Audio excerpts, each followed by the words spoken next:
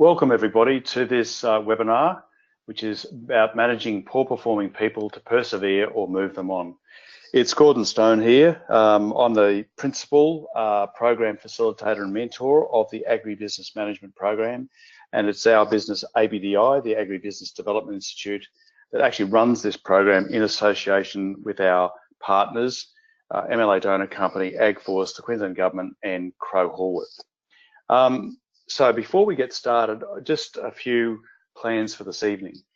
I'd like to give you a quick introduction to who I am and where some of this information has come from. To give us some insights into your, I guess, areas of concern or interest in engaging in this webinar tonight, we've actually got a short poll which we'll do quite early in the piece, quite shortly in fact. And I'm going to ask Dave, who's managing things behind the scenes, to give us a quick report on what that poll has revealed so that we can do a little bit of a, or ad lib, I guess, as we go to answer some of the questions that may emerge or even some of the observations that may emerge as well. So what I'd like to do, Dave, is ask you before we move on to the next slide to give us an insight into what this poll is about. And while that's happening, while you're compiling the results, then we'll just do a bit of housekeeping. So Dave, over to you. Thanks, Gordon. Good evening, everybody. So this poll, it's quite straightforward. It's just a couple of questions and you can actually answer multiple questions. It just would give us probably a bit of insight into the main sort of issues that are facing yourselves. And what I'll do is I'll just start the poll now. So what you can do is actually just click on your answers, and as those answers come through, we'll get a bit of an idea about what people are interested in. So hopefully they all make sense. So if you can just click on the screen.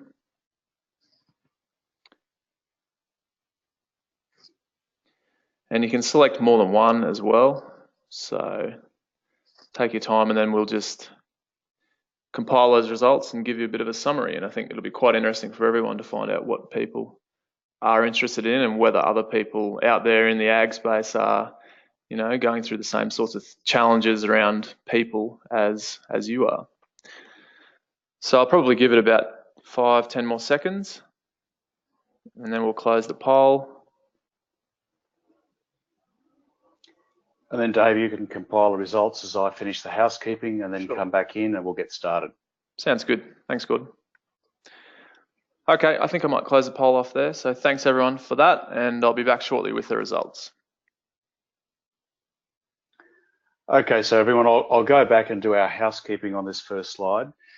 So there are some people who are phoning in, we know. There are some people who are on their internet connections. And so this is a somewhat low-tech approach because we're very aware that sometimes line speeds, sometimes downloads and that sort of thing do play havoc. So this will be fairly straightforward. I'll do some presenting of information and I'll give you the context of that in a couple of minutes.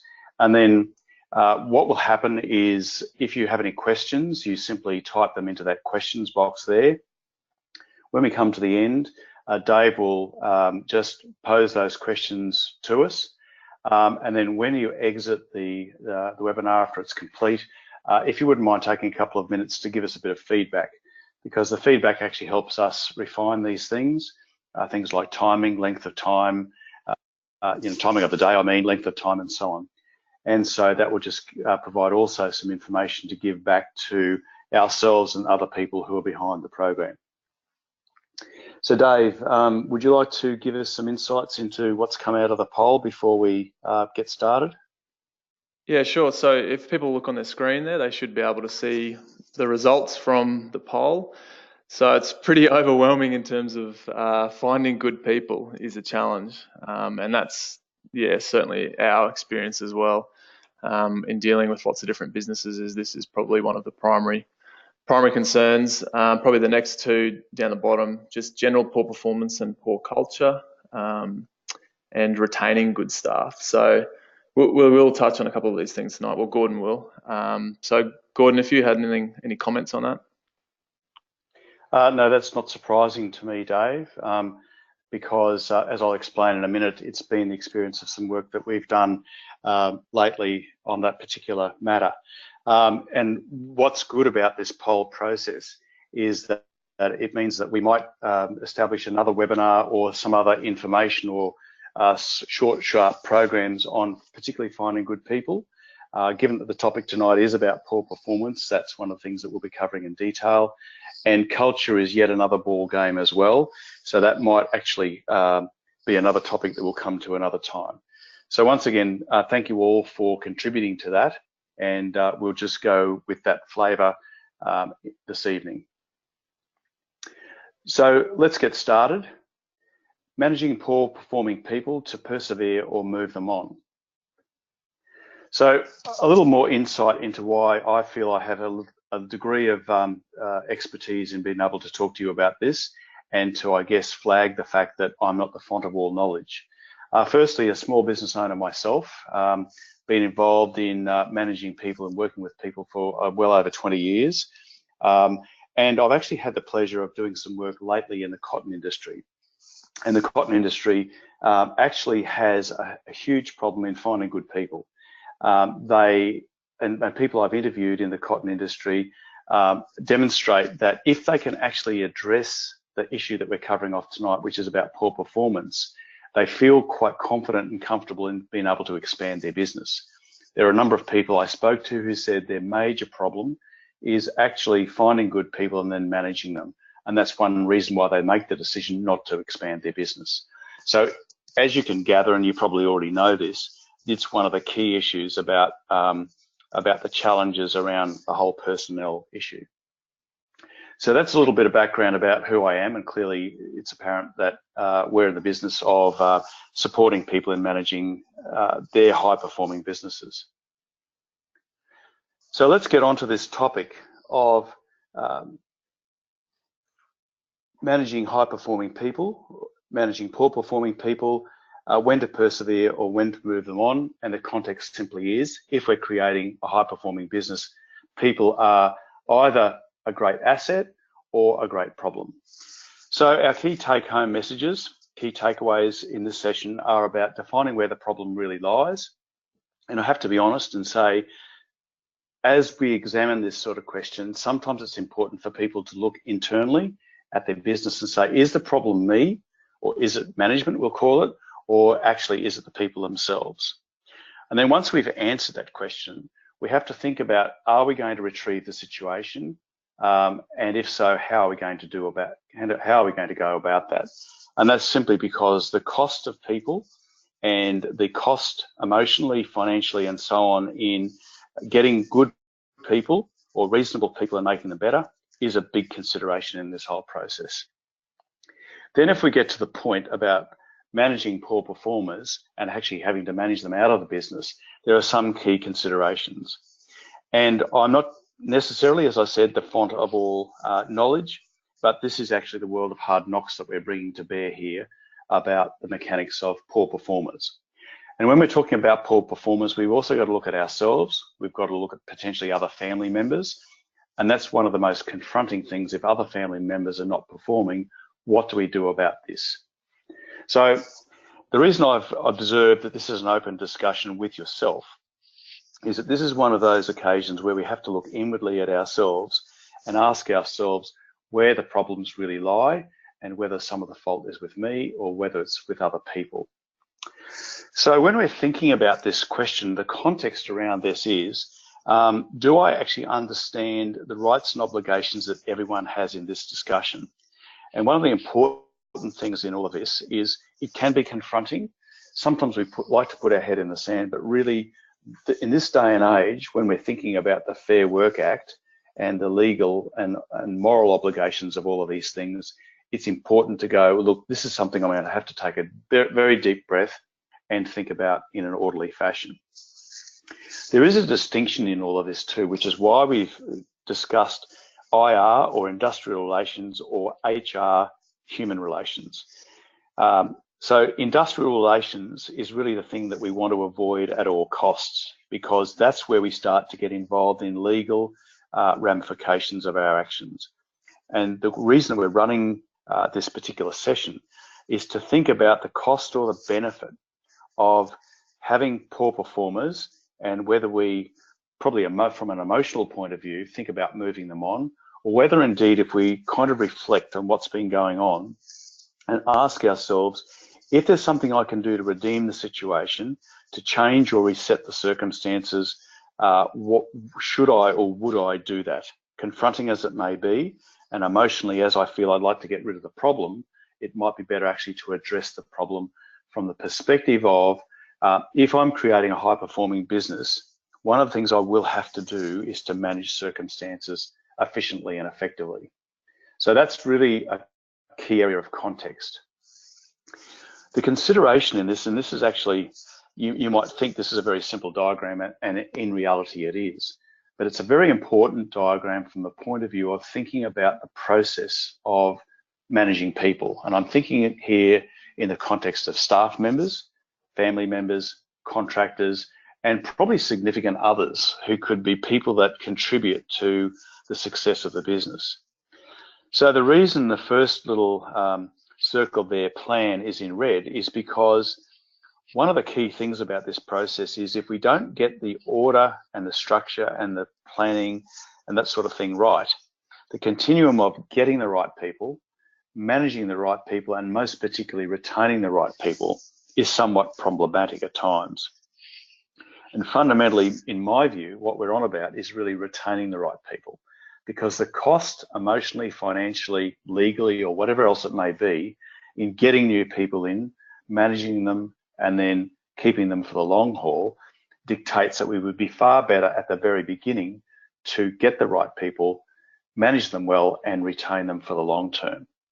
And that's what this whole discussion about poor performers is all about, is if we can get the system right, it's all about diminishing the capability and desire to actually, beg your pardon, it recognises the importance of managing them and planning for the right people so that we can actually have the right team around us. I want to draw our attention back to the 12 pillars of business best practice, because that's what a high-performing business is built around. And on this occasion, the thing that we might be doing with a clear vision for where this business is going is saying we actually need to have the right people. That may be a key thing for us thinking about the future, because only then can we think about the marketplace, because those people may be what helps contribute to strategic thinking about the right product for the right customer. When we think of ourselves as a corporate entity, corporate organizations spend a lot of time managing their people because they recognize good people make a huge difference to a good business. Poor people, or having to manage people all the time, is potentially a major distraction. It's a financial distraction.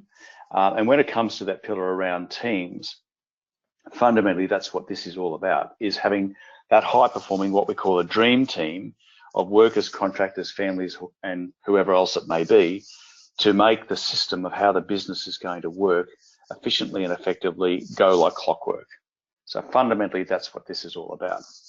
And as you can imagine from the introductory remarks made already, the pillar 8 around legal circumstances, business risk, is one that's very much on our minds as we're thinking about high performers or poor performers. The whole succession or business growth and transition element is really quite important, because we're going to want good performers to help us expand the business. And that's why that process of plan for the right people, get the right people, manage them well, efficiently and effectively, and retain the right people is going to help us establish this high performing business so that we can grow it over time. Value adding and leverage then is how do we actually leverage the ability that we get from those right people, and how they might support the communication and sales and marketing process internally in the business. So let's get going. What's this proverb all about? So this is a question I'd like to get you to ask yourself for a moment. So what's our initial reaction to a problem? It's usually to look at the problem and hack all the bits out that are frustrating us. So we hack the branches off the disease tree. Whereas fundamentally, if we look and inspect the roots of the problem, that may well be where the issue really lies. So a bit of philosophy to get us going. So now that we're thinking about our first takeaway message, which is defining where the problem lies, one of the first considerations is to be clear on our expectations. What are the expectations of the people that we want in the business? This is the planning process. It's also about being clear about getting the right people. So we must be thinking here about what are the things that need to be undertaken. Who are the right people from the point of view of their personality that they have or the behavioural characteristics that they exhibit in terms of the skills required and the implementation of those skills for the task at hand. One of the other key elements about expectations and clarity is what are the standards and what are the key performance indicators that are required for those people to be performing to expectations? What are the processes and procedures that are required for that all to happen? So to be clear about those expectations, we have to think about an organisational chart. Who fits where? Who reports to where? What are the job descriptions so that everyone is clear of what the expectations are? And what are these key performance indicators? Because when it comes time to manage people, having some form of key performance indicator to demonstrate success or otherwise is really critical. And it particularly comes into play when we're having to manage poor performers. We've deliberately put the concept of communication in there because what we're looking to do is to communicate our expectations to others. So when we're clear on our expectations, we can communicate it efficiently. And that needs to be done when recruiting the right people and appointing the right people, because we don't want them to come into the business or be brought into the business under false expectations.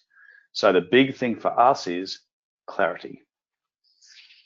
So when we become clear, we can think about applying a rigorous and systematic approach to managing these people. And when we are clear, when we have a systematic process, we can bring formality and informality into our connection and engagement with our people. So formality will be required when we're doing our performance reviews, and that's really quite a critical process. And I guess if anything ever goes pear-shaped, that level of formality around expectations and clarity is what stands us in good stead. So that's what item 5 is about, is being clear about the expectations, the procedures used, and those key performance indicators. What we're looking to do in this whole process as well is to be very timely in what we're doing. So I'm sure people have appointed others or have said, look, I need to do a monthly performance review or a monthly review after a person has come into the business and been formally inducted into the business. And so from a courtesy point of view, from a best practice point of view, and from a legal perspective, adhering to those timelines is really quite critical. So if we have some problems, it's important to go back to these items and say, where does the problem really lie? Does it lie with the people? Does it lie with us as the employers, or does it lie with the system? So the second point I wanted to cover is the concept of retrieving the situation. So if we assume that we've done all the things that are in our agenda item 1 or at our takeaway number 1, then there should be a degree of consistency in the approach that we're taking. So if we find that things are going a little bit awry, the question might be, what could I or should I alter, and how quickly or should I do it? And if we're big enough, and I mean sometimes from the point of view of us as the employers, we like to say we think they're the problem, but if we decide that in fact we're part of the problem, it's what bits of the problem need to be fixed. And so that's why a well-organised and structured system is very important in our HR systems. So at the risk of being somewhat repetitive, if we're looking to retrieve the situation, or if we're looking at this best practice procedures, how do things work? Where are the indicators of success? Is everyone clear on what they're meant to be doing? Is there a chain of orderly command through the business? And we may be talking here even about a husband and wife team or 2 brothers. We might be talking about contractors. We might be talking about 1 or 2 farm hands, or we might be talking about a far bigger operation. It's still important for everybody to know what the expectations are, what the chain of command is, and have that chain of command and expectations communicated efficiently and effectively. So that second last point about cost benefit retrieval or not is a big one to consider. And once again, I've already made the observation that one of our biggest costs, emotionally, financially, and with the amount of effort and time that goes into it, is to get people. And then a lesser cost is to manage them efficiently and effectively, and they make our life a whole lot easier if we can retain them. So one of the other unforeseen things that often we run foul of is, what is the task that we want undertaken? So if it's a very repetitive task, we might want a person who's got the personality attributes or the behavioral style that says, I'm very comfortable doing the same thing day in and day out because I like to do it better all the time. So that might be the ideal set of circumstances for a person who does do a repetitive task. On the other hand, if we have an expectation that the job is going to require personal thinking, personal decision-making on the job or under the circumstances, some of the processes and procedures that we need to put in place have to make it clear to that person that they need to take that sort of personal responsibility and onus in doing so. And I do remember, for example, interviewing somebody in the cotton industry who said, mate, one of my biggest frustrations around performance of people is I reckon I've got the right people, but we just don't have the systems or procedures, or they don't take the ownership to put all the gear in the ute first thing in the morning and make sure they've got all the gear. So when they drive an hour out into the paddock, they've actually got all the gear that's required and they've anticipated all the problems. So from my perspective, understanding the characteristics of those people is important to make sure they're the right people to do the right job. Secondly, if we've got the procedures manual or the processes that sit behind it, that's one of the areas where we can say, if things go, again, astray, did you go back and reflect on the procedures manual? Did you actually use the processes that were required? Did you actually think through, because I've given you that responsibility and you've accepted it, all the jobs that need to be done? Because we've got an hour of wasted time to drive backwards and forwards. We've got all the fuel and wear and tear on the vehicles and the people. So that's why I guess I promote that personality and behavioral characteristics very strongly. So once again, we're back to the notion of fit for purpose. So part of our thinking, which is on that second point there, is recruiting for attitude versus skill. So part of this, when we're clear what our expectations are, is to make sure we've got the right people with the right attitude as well as the right skills.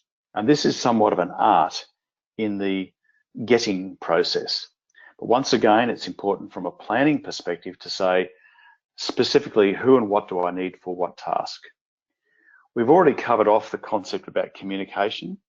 We want the people, if they need to be directed what to do, or if they need to be self-starters, or if they understand the level of quality that's required in the circumstances, to actually be recruited for that purpose and the communication process to be set up around that.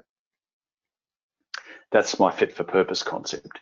And then we're back again to the job descriptions and the implementation of the tasks around measures of success. So one of the challenges that we have in agriculture is actually having that level of communication with people, because sometimes we are the sort of people who just like to go on and get stuff done, and we have almost an expectation that people might do things and do things off their own bat. So for example, I was having a discussion this afternoon with somebody who uses backpackers, and he said, mate, there's a whole range of skills, ability and attributes amongst backpackers. It can be very frustrating, but sometimes when you can find the right person who maybe has got a professional background, who actually comes here with a self-starter mentality, that's the sort of person I like. So if that sort of discussion has taken place, then that ideally ought to be added into the procedures process. One of the other things that has emerged, I'm sure probably has become apparent to people in agriculture, because I've heard it many, many times, is Things around the capability and capacity physically, emotionally, or whatever else it may be of the people who are being employed. But speaking of emotional connection, personal circumstances, I've heard many, many stories around the partner of the person being employed being a major unforeseen influence on the capability of the person being employed. And I've heard many, many stories of poor performers actually not in themselves being a poor performer, but maybe being influenced by their partner. So these are some of the unforeseen consequences that can emerge. And in terms of our planning and getting and managing process, thinking about the influence of the partner and the partner's personality and behavioural characteristics. And I've also heard of circumstances where people have said, I elect to employ both the partner and the employee because I want the partner on the same page as the employee, so I'm getting a package, and they're both signing up emotionally and almost in writing to the circumstances required for getting that person to do the right thing. So now let's move on to item 3 in our takeaways. And so this works on the basis that if we're getting into the poor performance arena, what do we need to think about? So what we're ultimately on about is saying what we want is managing performance to be a daily affair. We just want that to be just part of the scenery. So rather than poor performance or performance being a drama, we want the formality and informality to be built in on a daily basis. Hence, the performance management process is having the right systems. It's also ensuring that if we ever have a discussion with somebody about their performance management in a proactive sense, we want that to be done on a facts basis and an evidence basis rather than an emotional basis. So that's why we're saying it's important to leave emotion at the door, and the way in which that can be best done is to have a systematic approach where we stick to the facts. We have a system, and the facts actually help us have that discussion. One of the observations that we would like to make is these listening skills that we talk about are really quite critical to the whole process. These are often the unforeseens, the body language, all of those other elements around what the spoken word says or what the written word says and what is actually happening. So we're really wanting to understand the whole story and why certain circumstances might occur. So for example, if the kids are sick, or if the partner of the employee or the contractor is a major influence on the decision making of the employee or contractor, we might have to think one step ahead and ask ourselves if circumstances and past practice dictates that the partner is a major contributor, we might have to anticipate how to manage the partner as well as the employee or contractor. So this is kind of the unforeseen things that we need to consider in managing performance. So if we're now at the stage of thinking about the poor performance process, we may think about how to redeem the situation. This may well be as a result of training or professional development, so that people actually have got the right skills and they also feel that they're being valued. And so sometimes and I've heard many examples of this, we say, we want to send these people off to a training course. But if we speak to them, listen to what they have to say, get the vibe of what's going on, what they may prefer to do is actually have on-the-job training. I've also heard of these kind of cultural and operational sort of matters where something that could be valued very much for people working on a property is for the partner and employee, for example, to be sent away for a weekend at the coast, because that might be one of their highest values. The fact that they're appreciated or they feel appreciated, the fact that the employer has said, look, you've done a good job, or I know something's going down with the family, why don't we just send you away for a weekend at our cost? And we know that we've kind of given something, and often a greater return is received as a result of that sort of gift, so to speak. So one of the questions around all of this is, if this poor cultural fit has now been determined, what do we do? we have to ask ourselves, again, from the point of view of those financial attributes or financial costs, when does it come time to move them on? After we've checked in with ourselves that, in fact, we're not the problem, that they're the problem. If we're going to do that, have we got all our bases covered legally? Because the one thing that we don't want to do is to get into this industrial relations scenario. And then there's the ethical and moral scenario of, have we done all we possibly could?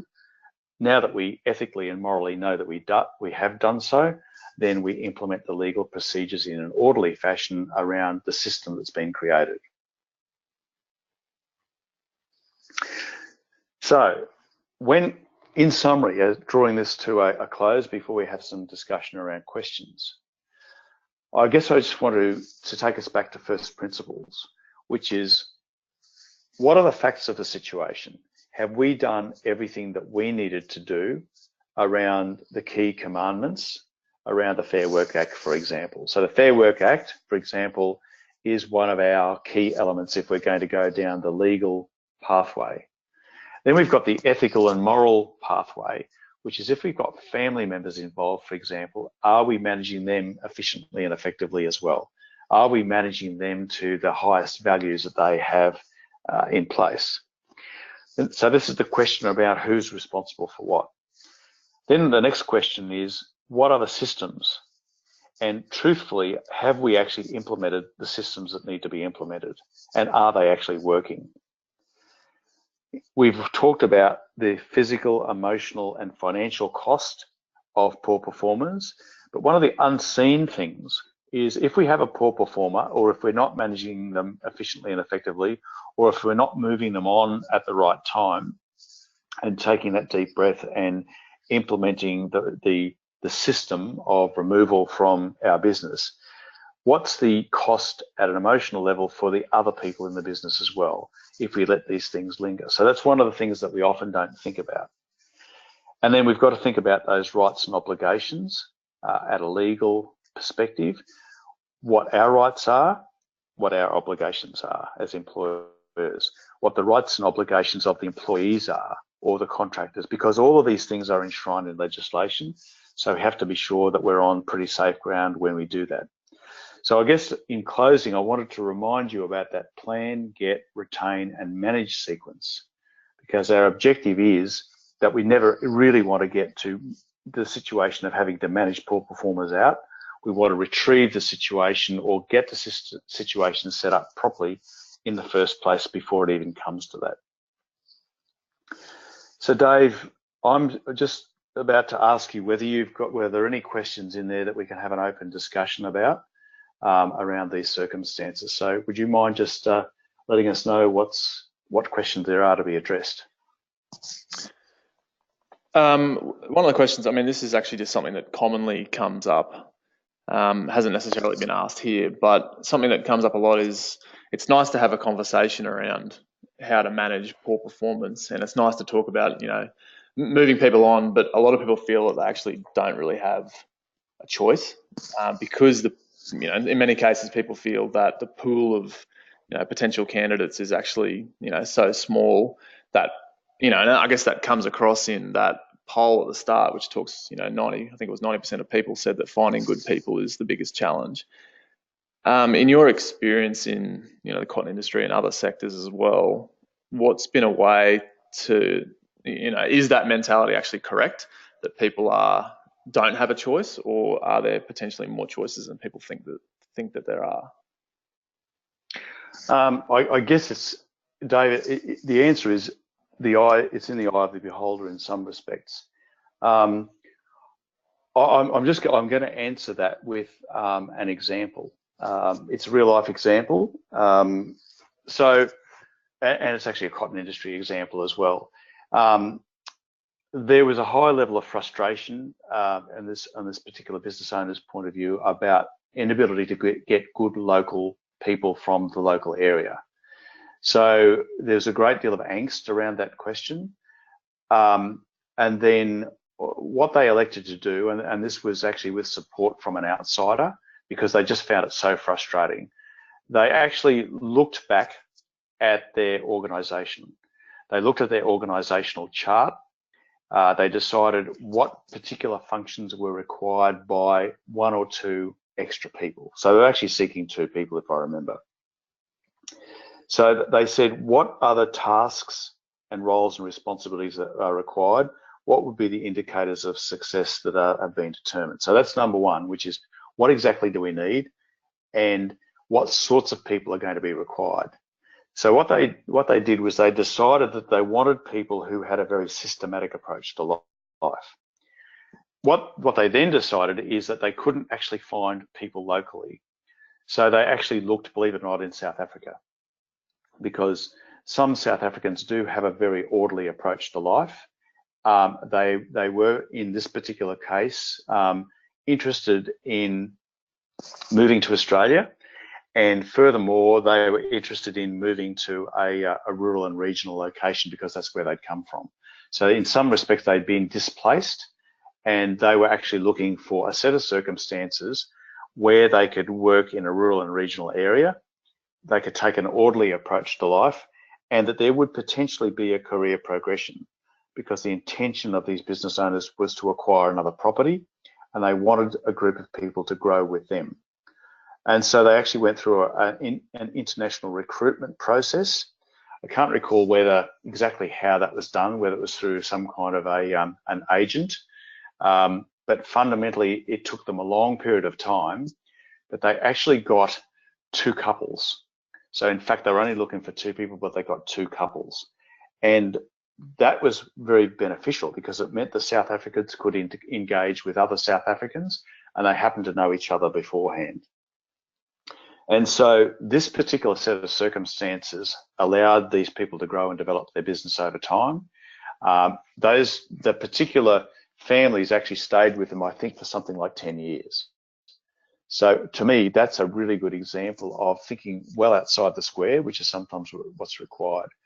And I think the other circumstances that's important in that situation, and one that I drew on earlier, was they engaged the partners. So it actually meant that the couple came across, in fact, with their family, if I recall. They came and settled, and what they were looking for was to establish a settled family environment that met the needs of the whole family. So Dave, that's a long answer to that question, but maybe that's an opportunity for people to take that scenario and think, how could I apply that to my circumstances?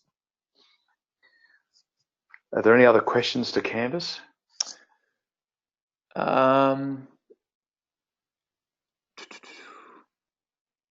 There is quite a long question that's come in.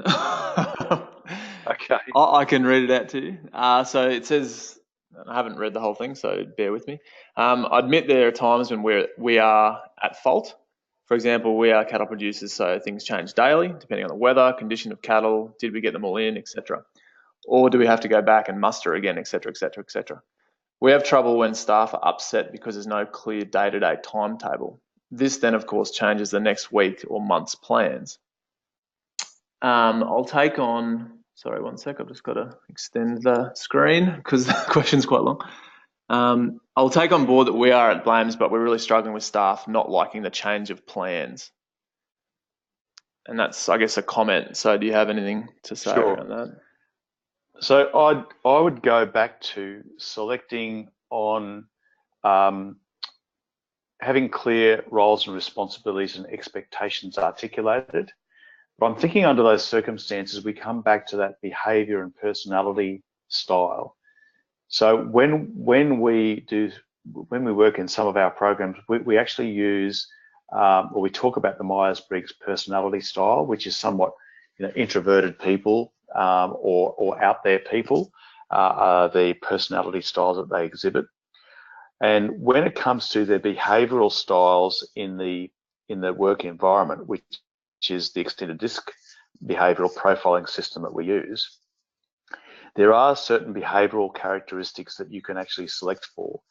And they, in this particular case, they might be the sort of people who are detail-minded and don't mind a bit of change and can sort of work within the framework of an ever-changing circumstance. So part of this process might be, once we're clear about what the behavioural characteristics are that are likely to be required under the circumstances, which is inconsistency of work and changeability, but still for people to feel comfortable. We might actually ask people to go through an extended DISC behavioural profiling system, so we get a sense of whether they've actually got those personality and behavioural characteristics that will fit the mould that's required. So I guess while that was an observation, that might be part of a solution to the problem, which is clarity around who's required and their personal characteristics to be able to work within that framework. So Dave, anything further? Because I noticed that time has moved on. Yeah, I can't see anything, so maybe we'll move on. Okay. So thank you all for those questions. And you always feel free to send us an email, because if you have a question that comes to you afterwards, please let us know what we can do to answer those questions. So in conclusion, this webinar is run as part of the Agri-Business Management Program that we run in association with our partners. This program consists of a short, sharp business by design, business intensive, which goes through some of the fundamentals of business best practice that we've been talking about tonight, although this is one particular topic. We have a longer term agribusiness management program as well, which helps people think about going through the change process and think about implementing and addressing some of the problems that occur in businesses as they change and develop over time. And fundamentally, what we're seeking to do there is to help people grow and expand their business so it will meet their personal needs and aspirations. And one of the other programs that we're involved in is the Queensland Agricultural Training College's Farm Business Management Skill Set. So if you'd like to find out more about those programs, here we have some details, and you can certainly give us a call on that phone number or send us an email. And also the Department of Agriculture and Fisheries crew in Queensland are well aware of what we do, as is the leading farm business lobby group AgForce and their regional management personnel. So in conclusion, thank you all for joining us tonight. I hope we've been able to support your thinking around this somewhat vexing topic, and our objective for you is to be able to create a high-performing team, and systems are a way in which that can actually be done to make it easy for you, make it easy for them, and if you ever get down to the IR circumstance, systems are important. So thank you all for attending tonight, and look forward to speaking with you soon.